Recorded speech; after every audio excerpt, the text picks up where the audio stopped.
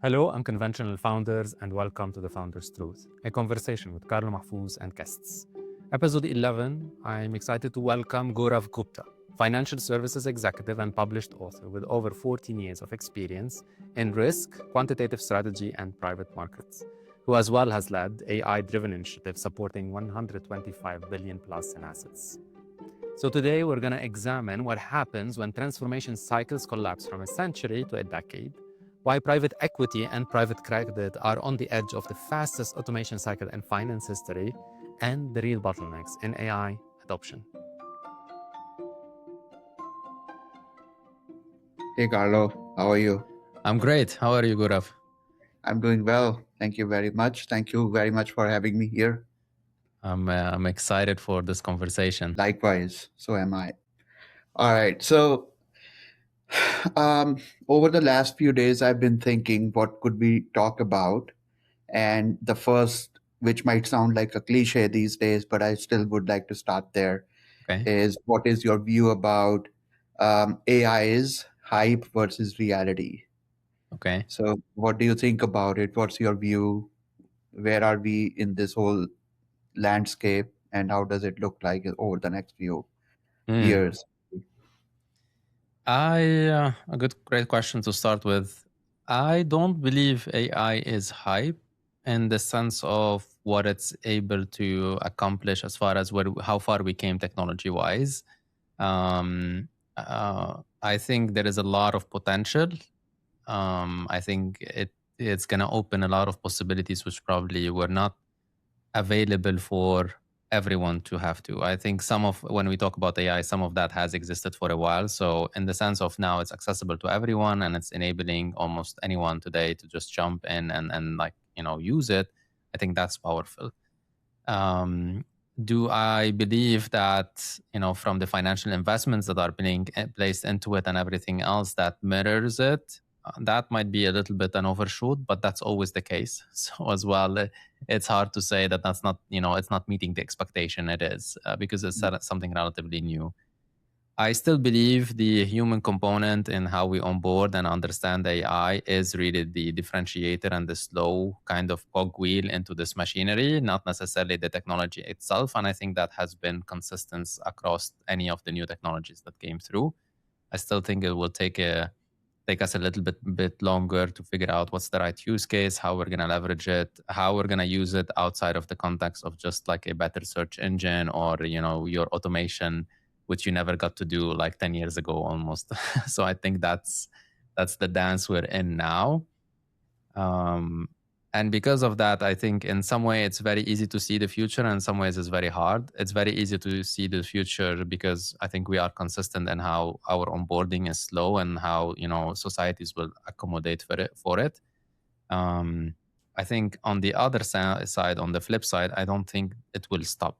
I don't think there is any intention for its stuff. If anything, it's going to be like a self-feeding machine, which is going to keep accelerating. So we need to kind of prepare and adjust for that. Let me unpack this a little bit. Thank you for this very great viewpoint. So I think two core themes that I can bring out of this monologue, if you will, is investments in AI. Yeah. And second is industrial revolution in a way, right? So there have been recent news in the financial market specifically. Goldman Sachs, a matter of fact, today announced their partnership with Claude, and Claude is going to help automate their compliance and accounting team related activities, which is very promising in that world and echoes with your sentiment that it is real. And second news is BlackRock CEO Larry Fink was in India past couple of days, and he was with the CEO of Reliance, the biggest sort of industry in India, biggest company, and they are joining hands to bring financial sort of products to retail investors in India. Wow. And part of that conversation, Larry Fink's view was that AI is definitely, again, to your sentiment, is here to stay. and the Reliance's CEO, he actually came back and he said it's a multi-generational opportunity. So both of these news, they are kind of aligning with what you have just said.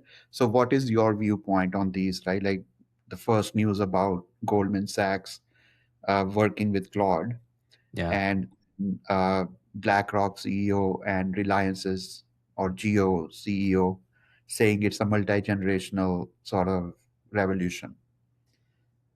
Well, first off, it's definitely validating and confirming. I think, if anything, it's just putting a tangibility aspect to what the expectations has been for the last 2 to 3 years, and what I would say this hype or this new technology has brought forward.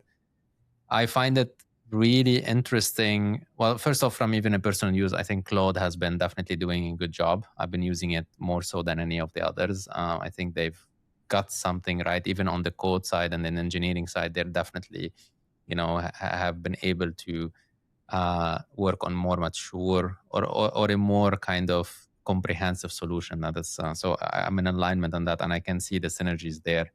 I think.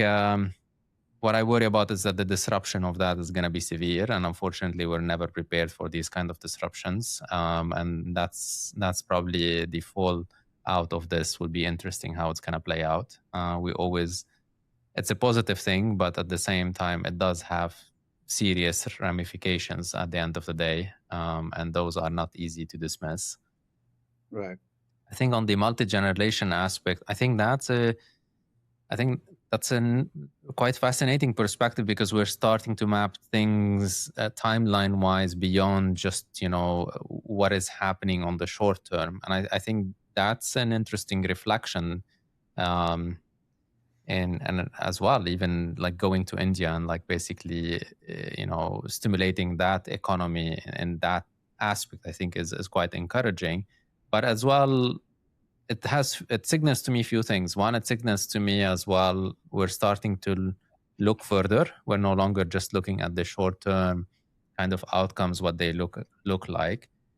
Second, we are opening spaces which were limited for within, I would say, the West, or which were limited within one ecosystem to other ecosystems, and understanding the value of that, in addition to the human capital which is associated with it, by opening to retail investors or any of the sorts. At least that's what it says to me at this stage. And with that opening, I don't know, usually with each one of those changes, that creates a different shift, because that space, by opening it in one end, creates a different shift. And it would be interesting to see how that plays out in the US market, for example, versus other markets which are either closed, like China, for example, completely, and possibly like start opening further if this becomes more widespread. I don't know. I think it's hard to answer or see, at least for me. Right. No, I think that's a very good point that you brought China into this conversation, because Larry also mentioned China in this whole conversation. And he said if India and US, or rather BlackRock, sort of don't push forward in this AI direction, then China is going to win in this AI.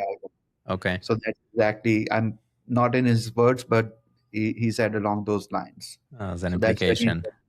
The implications. So that's very interesting to see how these superpowers, so to speak, of the world, they are running the race now at the end of the day. So it's very interesting, very fascinating too.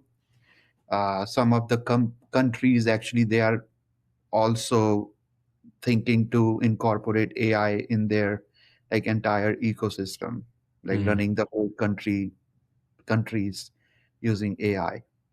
So that's very interesting. So that's on China. Another thing that you mentioned is about how the employment or roles are going to evolve, so to speak. So there was a TED talk that actually I happened to watch a couple of days ago. Okay. By Vlad Tanev, I think, if I'm not saying his name wrong, the Robinhood founder, okay, the trading app. And he actually gave a very fascinating history around all the revolutions that have happened in the world, and how with each revolution there were more jobs created than destroyed, or rather, um, um, yeah, basically. So that's very interesting view from his standpoint, right? Like he literally went all the way back to like um, um, Iron Age or Steel Age, as Oh, we wow. call it, and then how different clans came into being. He he also brought up myths of the world, like last names. Basically, he was talking about how last names are related to the work that their ancestors used to do and how they all evolved. So that's very fascinating, I think, way of describing this moment that we are all living right now, Mm. right? The AI revolution. So, what's your view, right? Like we know that the jobs as we know today, or as we have known for the past couple of years, including software engineers, developers, they will definitely be pushed to Yeah. evolve rather than being I would say I think it will also be a survival of the fittest kind of situation where Mm-hmm. people who are looking to make themselves better with the new advent of technology, they would like to they would survive, or not even survive, they will thrive. I Yeah. believe in this if they make AI their best friend. So what's your view, right? Like what kind of jobs are going to be created? We are already seeing some influx of roles this year. um, like especially in January, I see a lot of roles on LinkedIn, for example. But what's your view? I want to hear your take on this. Well, I want to hear more of on which, what is the shift in at least the roles that you're seeing.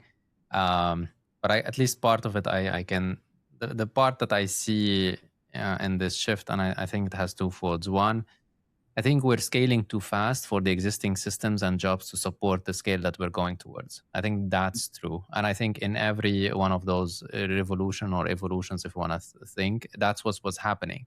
Like, right? I mean, the food industry, whether the manufacturing industry, like in every age, the scale that was required to sustain where we are with whatever we had was no longer possible. And that's creating, and as a result of that, it created a completely different space like that, which probably didn't exist before. And I think the same is going to happen here. Hmm. In that sense, I agree. I still think, though, that transition never happens smoothly. I think that's the problem as well. Like, even though we know it's going to happen, and we know it's been happening for generations and like almost decades or even more, like we still are not necessarily, from a society perspective, designed to actually absorb those changes at the rate that they are going on, which means that some people will fall out of the system but don't land anywhere. Hmm. And it creates a certain level of inequity in the conversation as a result of that, right? Hmm. It's not, in my mind, it's not a good and bad kind of ordeal.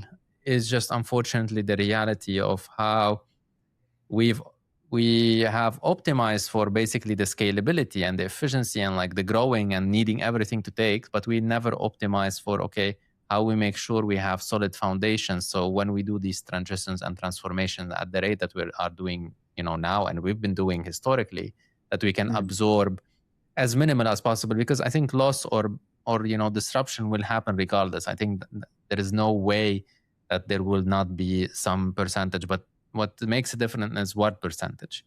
Hmm. I think that's important to talk about, and that's something that hopefully, as I believe we're going to keep running towards more scale, which means we're going to be transforming at a much faster rate, we get better at, because Hmm. we definitely cannot afford at every iteration, especially if the iteration, instead of happening after 100 or 120 years, happening every 10 years, like, right, Yeah. roughly 15 to 10 years, then that's within one person's lifetime. It's so fast. It's just, you're no longer talking about a generation shift. You're talking about like within one person's lifetime multiple times. Hmm. Uh, so I think that's something to consider as well, and how we move forward. And I think that's something easy to fix and solve for as well, because it's Hmm. not necessarily a technology problem. It's more of, foundation element, Yeah. and societal contracts, and, and less rigid structures, which I think we still have to a certain extent, some of them. Yeah. Yeah, no, I think this is very, very, very fascinating, and it kind of uh, goes back to what Elon Musk and Jensen Huang, the theme that they presented at Davos earlier this year. Yeah, So Jensen Huang actually gave a very fascinating five-layered approach to AI. So he was explaining how the first layer is your infrastructure yeah, for AI, including your chips, all of that good stuff. And then second layer is training the models and stuff. So I might be mixing and matching that. So I'm not an expert in that, yeah, yeah. but it was very fascinating how he explained that this revolution is going to sort of bring back some roles or some jobs like data centers, electricity plants. So the sort of, so to speak, blue collar jobs that used to exist in the past Hmm. and were dormant for so many years, I think they are getting their awakening now. And that's what Jensen Huang's thesis is as well. He's like all over the world. Uh, since we have a strong need for data centers, electricity plants, and whatnot to be able to support this AI infrastructure for the world, they will come back those kind of jobs. So, which is also very interesting to see how um, history repeats itself, so to speak. Yeah, when you say that, what comes to mind is like it's always like we end up with a chicken and egg situation, but then it Right. ends up fueling itself in a way, right? Because I think it's the same thing happening in this stage. Right. You know, in some ways, our energy concerns. I always say even a climate change and how we need to address it. Like AI is going to make it worse, but at the same time, it's going to enable making it better. I mean, hopefully, possibly, right? Because we will have to figure out new solutions because the existing ones will not be sustainable. Already are not sustainable, whether it's fission or fusion or whatever.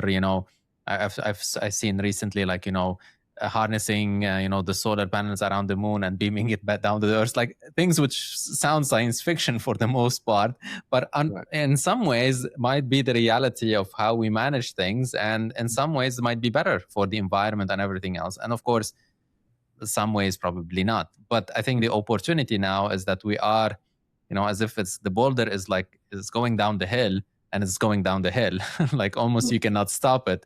How things shape around it and in that direction will be, Hmm. will be a journey for sure. Right.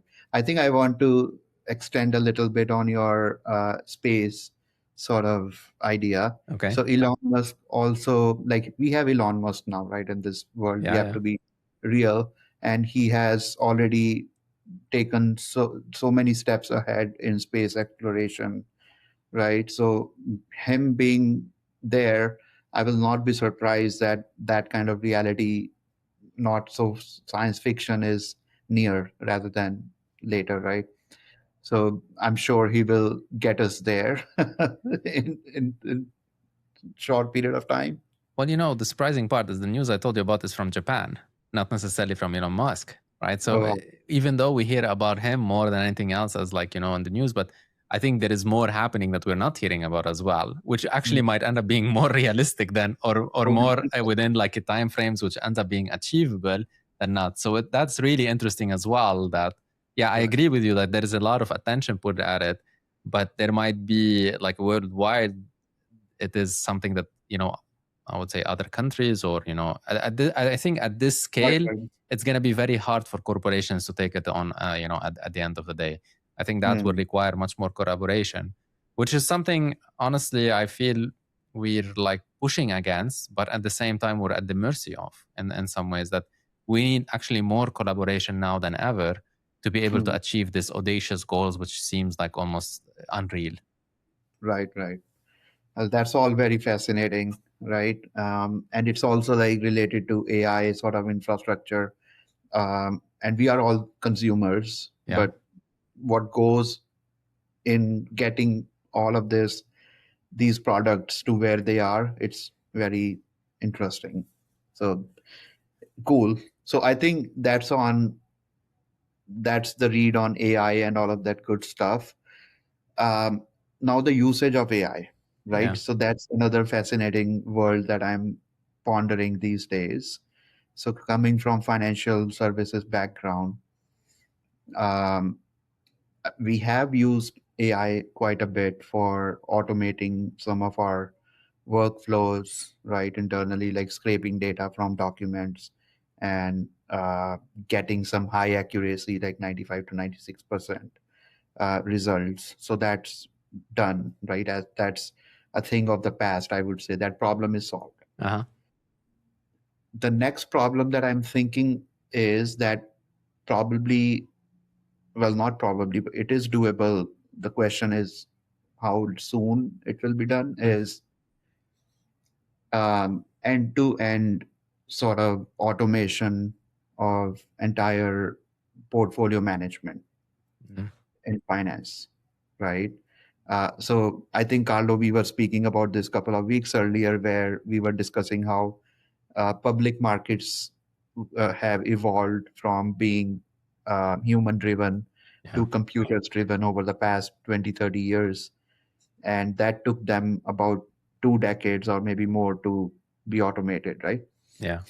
And what I'm diving into now is the private side of things, private equity, private credit, so to speak. And the thesis that I have here is, and I want to hear your viewpoint on this, is that it will be faster than what public markets in the past took to get to a place where they are like quant driven, AI driven sort of investing. Mm, I feel like private credit and private equity markets or any other private markets will get there over the next 2 to 3 years, is my prediction, given how fast and rapidly the digitization of the data is happening using AI, right? So that's my thesis here. Like we will be seeing all of that happening.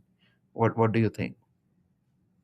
well, again, I think that to me there's, and I really appreciated that conversation we had, because as well, I'm not privy to that world too much, to be honest, and it was a fascinating learning moment for me as well, and understanding all of the dynamics and how it operates. But how I understood it, and and how I feel like that is almost a barrier or not in this conversation is, I think probably the technology will get there faster, because I do believe today, from an infrastructure point of view, if I want to put my technology hat on, I don't think that's a problem.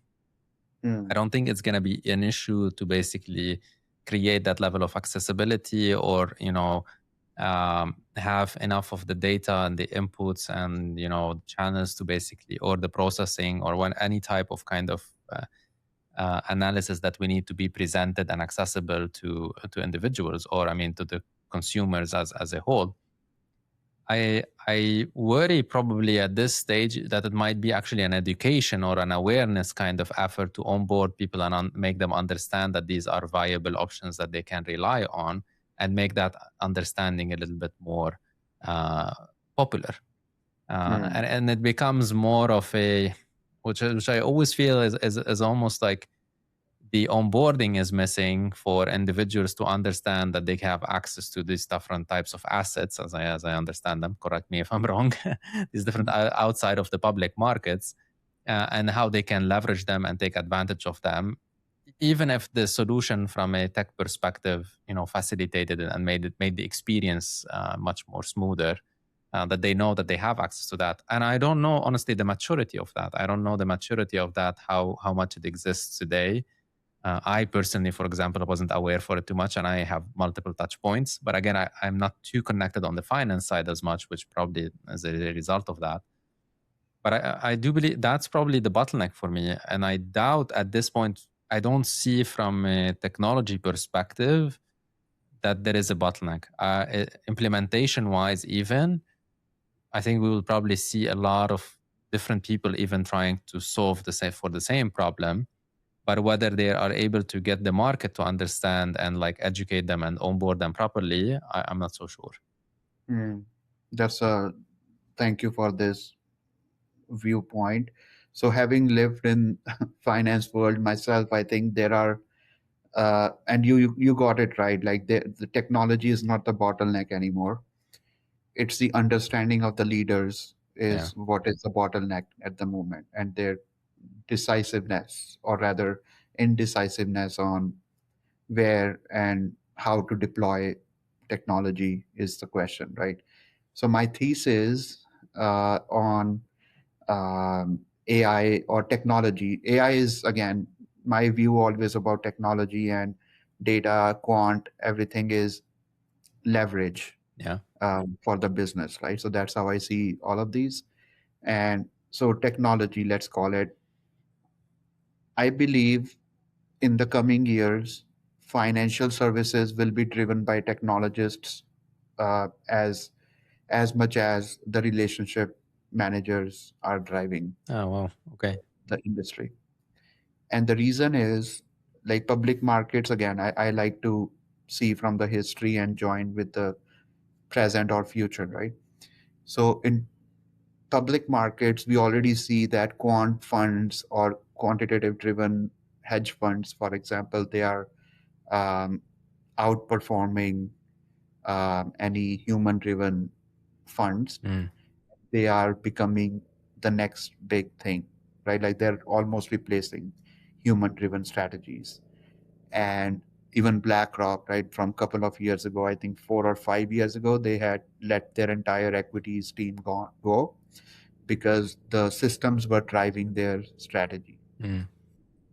So I think with that in mind, the technologists on private side as well will be driving forward the financial services of the future, because the complexity, right, like the reason why it will happen is with AI. Again, AI is the biggest catalyst in that situation, because the documents complexity, right? Like in private credit deal, for example, you have, while underwriting the deal, you have to do a lot of diligence, Mm. right? Like to go through thousands of pages of company profile, their accounts, their vendors, right? Like you name it, and you have to go through everything, including their account financial statements. Now, that alone took so many different teams over so many days to get to a unified answer, Yeah. a unified view. Now with AI, that stuff can happen over a few days, if not hours. Okay. And the days, I'm saying, because we need human layer. The human in the loop will always be the, in my view, an answer in this situation for Hmm. the foreseeable future. So humans will have to utilize their judgment at the end of what AI or these technologies give them. But that time to decision from gathering the documents is going to collapse significantly. And that is what I believe is going to be the mode of the future. Like any funds or any asset managers who are able to crack that code in the next couple of years are going to be the winners. That's my thesis.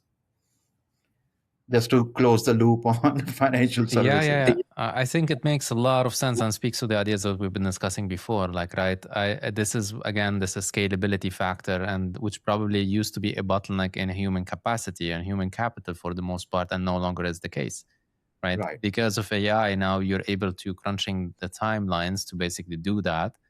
It's the Hmm. same as I've said, and that's I think is the same which is happening to engineers. Like, right, any decent solution used to take years to develop, at least 3 years, and this is like from personal experience. At the minimum, to develop something which is commercially viable is like 3 years. Now commercial viability can be done in a year or even less, and that's going to keep being crunched even more. And I think now that mirrors to me exactly to what you're saying. That makes a lot of sense. All of this due diligence, all of this paperwork already, all of this analysis, which probably would have been impossible to do within the span of 2-3 days. Now it's you don't even think about it. Again, Hmm. as you said, the human in the loop and the double checking and the verification, that's a minor task over actually doing the bulk of the work. Right? Right. 100%. And that's actually very fascinating to me, how financial services is going to evolve. Yeah. And I am one of those early sort of movers in that world, in the industry. Historically, financial services is very conservative Mm. by nature, and rightfully so, because there's a lot of stakeholders, especially the shareholders, right? Like we are trying to preserve their capital, at the same time grow their future needs based capital. So that's definitely has been the reason behind being conservative as an industry. But I think as a futurist myself, and at the same time being a financial guy at heart, an investor at heart, uh, there is no way that these two things cannot be combined together, Mm. right? Like preserving the capital at the same time growing it and deploying the futuristic or the new technology to even propel that forward quickly, right? So that's my thesis in this whole new era of technology advancement, if you will.